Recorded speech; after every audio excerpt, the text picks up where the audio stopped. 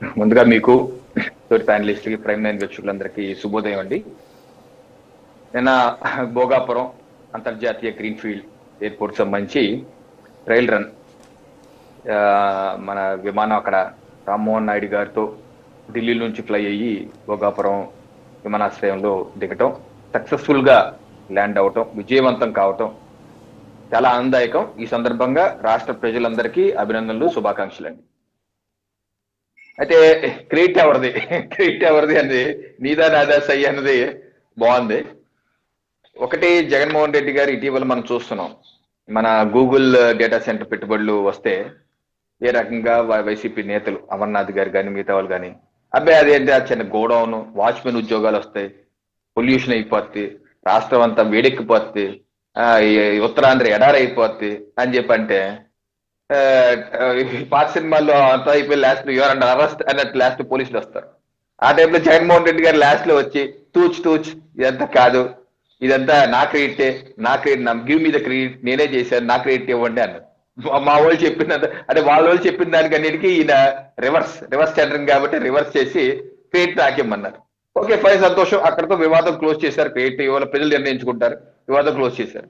ఇప్పుడు మరో వివాదం, భోగాపురం విమానాశ్రయానికి మొత్తం నాదే క్రెడిట్. వాళ్ళ పేపర్లో చూస్తే ఈ రోజు హెడ్డింగ్ పెట్టినారు, జగన్ విజనరీ జగన్ కాబట్టి ఇలా వచ్చింది అని చెప్పి. జనరల్ గా పదాలు చంద్రబాబు నాయుడు గారికి ఉపయోగిస్తారు, అలాంటిది వీళ్ళు ఈ రోజు మా విజనరీ నేత జగన్ అని చెప్పుకుంటున్నారు.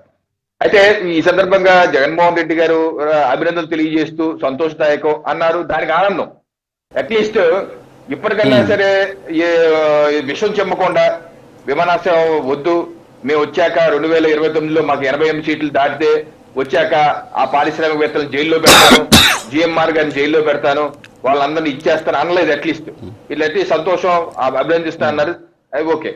అయితే ఏం జరిగిందని పూర్వాపరాలు చూసుకుంటే రాజుగారు 2015లో అండి భోగాపురంలో అంతర్జాతీయ విమానాశ్రయం కట్టాలని చెప్పి గతంలో ఉన్నటువంటి ఎన్డీఏ ప్రభుత్వం, చంద్రబాబు నాయుడు గారి నేతృత్వంలోని ఎన్డీఏ ప్రభుత్వం ఆ రోజు ఒక నిర్ణయం తీసుకున్నారు. అప్పుడు కేంద్ర విమానయాన శాఖ మంత్రిగా కేంద్రంలో ఎన్డీఏ ప్రభుత్వం సంబంధించి అశోక్ గజపతిరాజు గారు ఉన్నారు మంత్రిగా. సో ఆయన మంత్రిత్వం ఉన్నప్పుడు ఇక్కడ ఎన్డీఏ ప్రభుత్వం ఒక నిర్ణయం తీసుకుని భోగాపురంలో అంతర్జాతీయ విమానాశ్రయం పెట్టాలని చెప్పి ముందుకెళ్లారు. 2700 ఎకరాలు సేకరించాలని చెప్పి నోటిఫికేషన్ ఇచ్చారు. అయితే ఆ రోజు అప్రూవల్స్ సంబంధించి రాజుగారు 2016 జనవరిలోనే కేంద్ర ప్రభుత్వానికి సంబంధించి 2 అప్రూవల్స్ రావాలి. ఒకటి site clearance approval, 2 in principle approval. కేంద్ర ప్రభుత్వం జనవరి 2016లోనే సైట్ క్లియరెన్స్ అప్రూవల్ ఇచ్చేసింది. అలాగే ఇన్ ప్రిన్సిపల్ అప్రూవల్ అక్టోబర్ 2026లో ఇచ్చేసింది.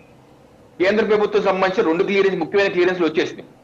అయితే ఈ విమానాశ్రయం పీపీపీ మోడల్లో, పబ్లిక్ ప్రైవేట్ పార్ట్నర్షిప్ మోడల్లో, అంటే జగన్మోహన్ రెడ్డి గారు మళ్ళీ ఇప్పుడు కొత్త ఫలం వచ్చింది పీపీపీ అంటే ప్రైవేట్ కమ్మేయటం అని.